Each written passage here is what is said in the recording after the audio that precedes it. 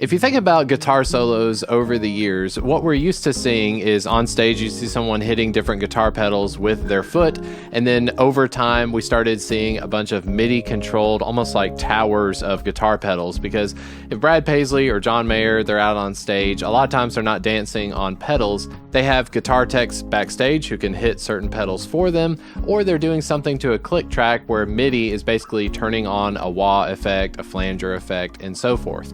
Well, in PreSonus Studio One, we can definitely take advantage of the technology that we have to where you don't have to depend on hitting a certain guitar pedal at the exact right moment. So I'm going to show you in this song that we have. It's called When I Look Up, and here is a guitar solo section, and what I want to show you how to do is to specifically add certain effects to only certain phrases within the guitar solo. This is going to make the solo a lot more interesting than just a bare bones clean tone. So let's take a listen to the song. This is the solo section only. It's only about 8 measures or so long. Let's take a listen. I look up, when I look up.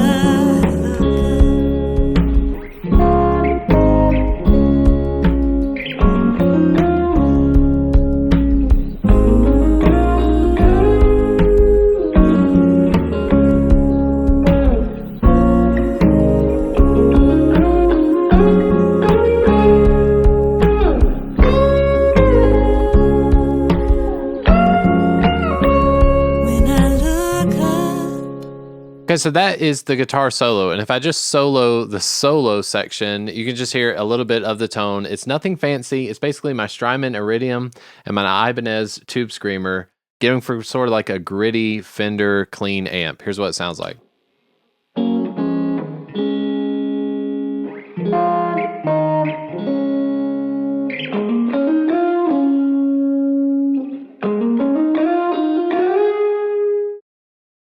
Okay, so as you can also see in the solo itself, I have different audio regions. So an audio region is basically going to have its own little bracket of parameters. So we can see right here, this is my first region. In fact, you may not know this, just an added tip. If you right click any audio region, you can change the color of the region itself. So if I want this first audio region to be pink, I'll make the third one something different like blue, and so forth. So as you can see, this guitar solo has 4 audio regions. If you don't have it split up, if you did everything in one take, you can easily just hit 3 on the keyboard to get your splitter tool. You can go in here and make cuts. So if I want to cut this pink region, I can cut this note right here. This is where we have an empty space. I can right click, change this one to a different color as well. Let's make that one white. So now we have 5 regions, 5 audio regions making up the guitar solo. With event effects, I'm going to be able to add plugins specifically to an event or an audio region without adding it to the entire guitar track. So let's take this white region right here. Here's our notes within that audio region.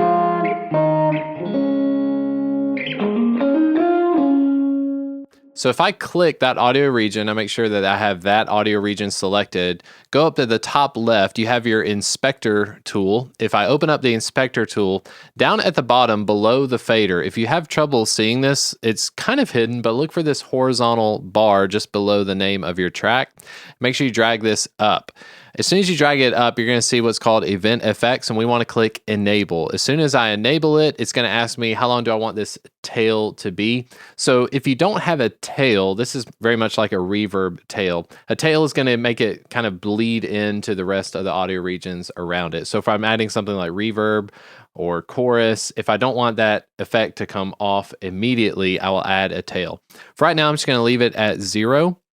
And below the tail, you can see a section for inserts. So this is where we're going to add our plugins that are only specific to that audio region. So I'm going to stick to PreSonus Studio One plugins for this video. I can go up here and add what's called the flanger.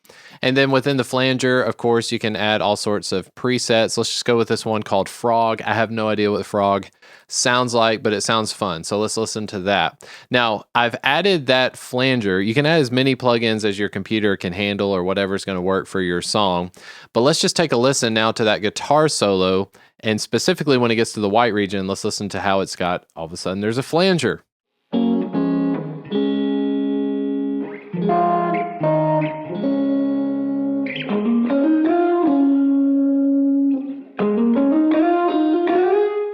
And you should have heard it immediately, as soon as it came out of the audio region, it's like something just clicked off, and that would be the event effects. We had that flanger. Now, I don't think Frog is necessarily the plugin we're going to go with, but we'll mess around with the parameters and find something that we really like.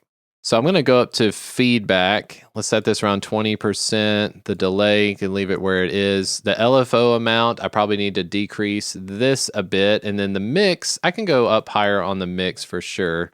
Let's make the speed something like an 1/8. We'll take a listen to that.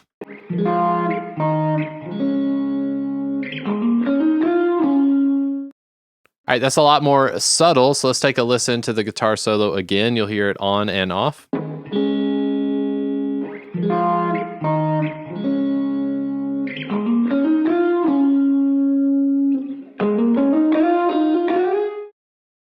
You see where I'm going with this. So think of event effects like you would think about guitar pedals. We are able to add guitar pedal or effects into specific regions or notes, and we don't have to worry about our guitar player's timing. So if you have a session player, somebody that's playing electric guitar, and they're dancing around a lot of pedals, and you know that you can recreate those pedal effects, things like distortion, the amp, the tone of your guitar, it's going to be hard to replace that on the computer as it is, but you can definitely add like the Line 6 Helix software plugin.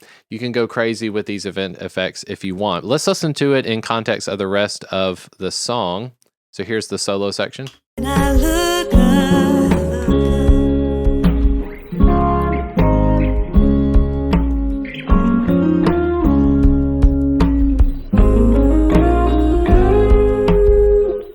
All right, I like that effect a lot. So one thing I want to do is I'm going to add to this flanger, I'm going to add a delay. Let's see.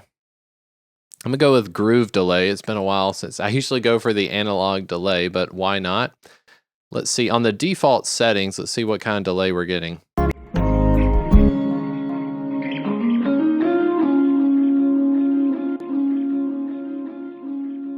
A little bit too much. We probably just need a little bit. Let's see with single shot. Let's see what that is.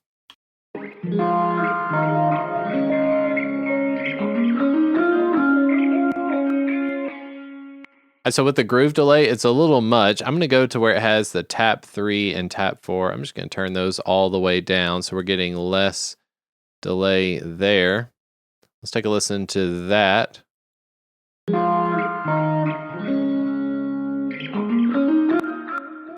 A lot more subtle. Now what comes into play is our tail. So we skipped over this earlier. Instead of a 0-second tail, let's just go ahead and set it to 4 seconds. That should be fine. I just want to have enough time for that delay or that flanger effect to go through its full course. Now, a flanger and this delay, they're not set to 4 seconds. They'll probably be over within like 2 seconds, but I can go ahead and set a 4-second tail.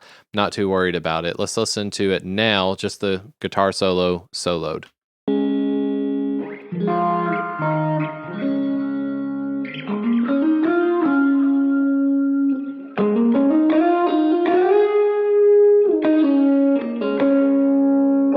So you can go crazy with this. Now, if you like the sound of that event effects, you can click where it is orange now. I'm going to click where it says render. So now I'm committing all of the event effects onto the track, and you can see it's got that tail driven in. Let's take a listen to it and make sure it hasn't changed that much.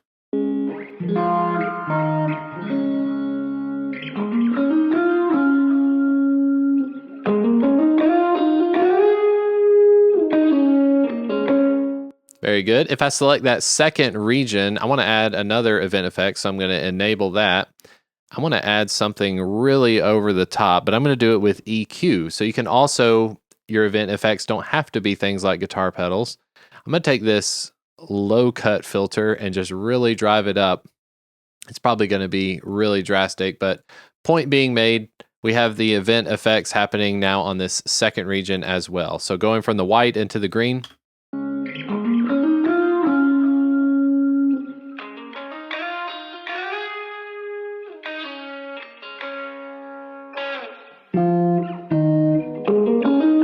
So it sounds almost like we've got 3 or 4 different guitars happening at the same time. Just trying to show you the different ways that you can push the event effects beyond the simple just adding a chorus or delay. So here is the entire guitar solo section now in context with the rest of the track, having added the flanger, delay, and then some EQ filtered craziness happening on the solo. I look up when I look up.